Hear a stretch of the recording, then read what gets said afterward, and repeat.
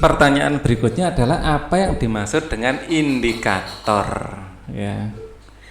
Indikator yang dimaksud di sini adalah indikator asam dan basa ya. Yang dimaksud adalah indikator asam dan basa. Dimaksud ya, adalah indikator asam dan basa. Indikator asam basa. Indikator asam dan atau basa. Ya, yang dimaksud. Jadi indikator adalah alat atau zat, alat atau benda gitu, ada alat atau benda ya yang bisa menunjukkan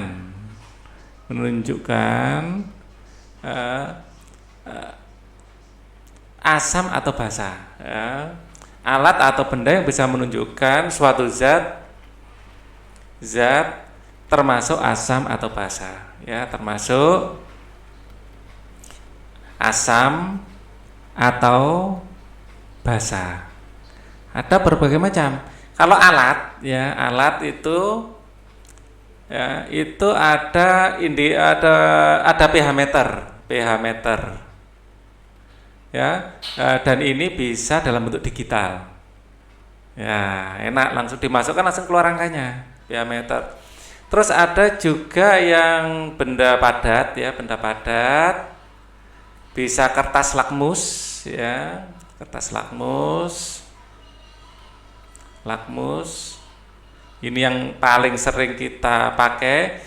Tapi ini hanya menunjukkan asam dan basa saja tanpa menunjukkan nilainya, hanya menunjukkan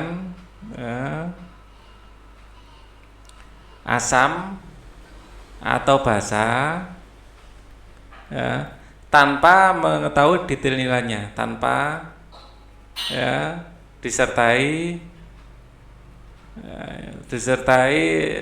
nilai asam basanya atau nilainya ya, hanya tahu oh ini asam, ini basa gitu aja. Nah, kalau yang bisa sampai ketahui nilainya itu namanya indikator universal. Indikator universal. Jadi bisa mengetahui tingkat keasaman atau tingkat basa ya, bisa mengetahui tingkat asam dan basanya, mengetahui nilai ya, nilai kasar tapi ya, nilai kira-kira asam dan basanya ya. Ada juga yang cairan. Nah, cairan itu macam-macam, ada fenolphthalein, ada PP ya, fenolphthalein, ya, maaf kalau tulisannya keliru.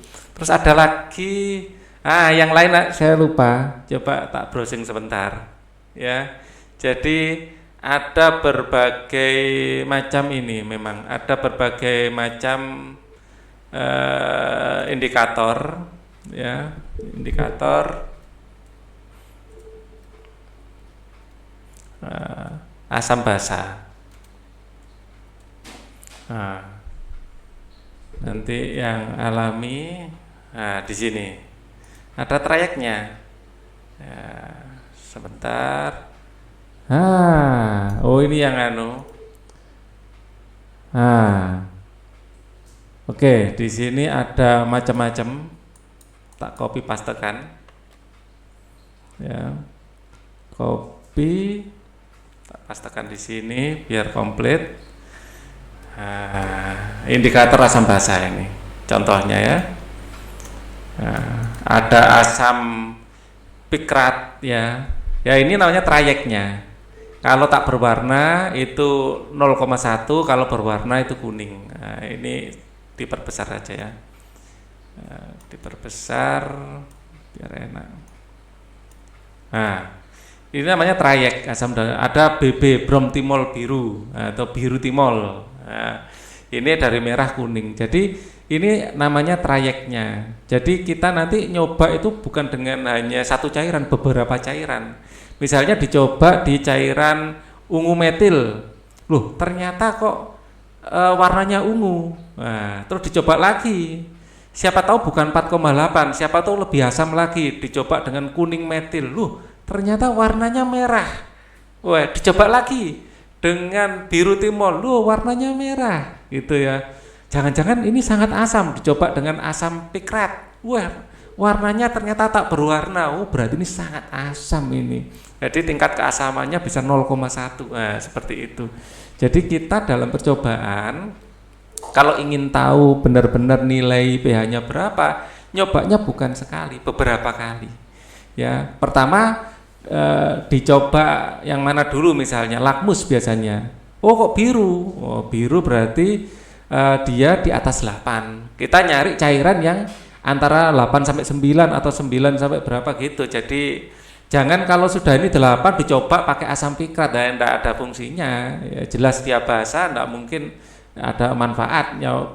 Bromtimol biru terus kuning metil biru enggak bermanfaat. Jadi kita semakin mengerucut pada nilai yang kita inginkan, seperti itu. Jadi itu yang ini dalam bentuk cair, ya, dalam bentuk cair itu seperti ini. Nah, terus ada juga tadi ya di Google tadi, ini ada dikopaskan dari sini aja ya. Di sini ada sayur-sayuran. Sayur-sayuran ini yang alami ya. Saya kasih keterangan yang alami, indikator alami. Indikator alami. Ya, indikator alami seperti ini. Jadi ada perubahan warnanya juga. Ya, misalnya di sini kita punya kubis merah. Ya. Warna aslinya ungu atau merah. Kalau asam dia merah muda, kalau basah hijau. Bunga sepatu, warna aslinya merah tua. Kalau asam merah, kalau dalam bahasa kuning.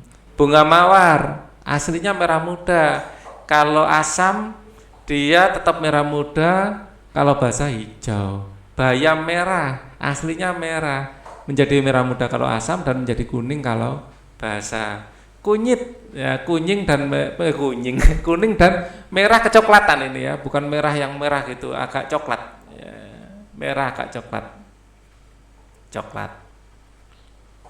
Ya, di sini kunyit ya, jadi merah agak coklat. Geranium merah, jingga tua orange jadi kuning. Jadi ini adalah trayek ya. Apa maksudnya perubahan warna ini yang alami, jadi bisa pakai yang sangat presisi tapi harganya mahal, pH meter, bisa yang agak murah, lakmus hanya tahu asam atau basa saja, atau dengan cairan-cairan ini. Tentu saja kalau menggunakan cairan-cairan ini digunakan di laboratorium yang memang kita lebih presisi, ingin tahu asam dan basanya, atau kita hanya kalau di rumah kita beli lakmus, beli di mana juga nggak tahu. Nah, kita bisa menggunakan bahan-bahan yang ada di sekitar kita. Bisa adanya kubis merah, ya kubis merah, bunga sepatu, mawar, bayam, kunyit, geranium. Nah, ini yang ada, bahan-bahan yang ada di sekitar kita untuk mengetahui suatu zat itu asam dan basa. Sekali lagi, kita untuk mengetahui asam dan basa jangan dicicipi. Oh, Pak, pokoknya seingatku kalau asam itu masam, kecut, ya, gitu terus dicicipi, segala-gala cicipi, raki kamu cicipi, waduh, bisa lidahnya bisa rusak nanti, bisa kebakar nanti ya, luka bakar, sangat berbahaya. Jadi jangan dicoba, don't try that at home. Oke.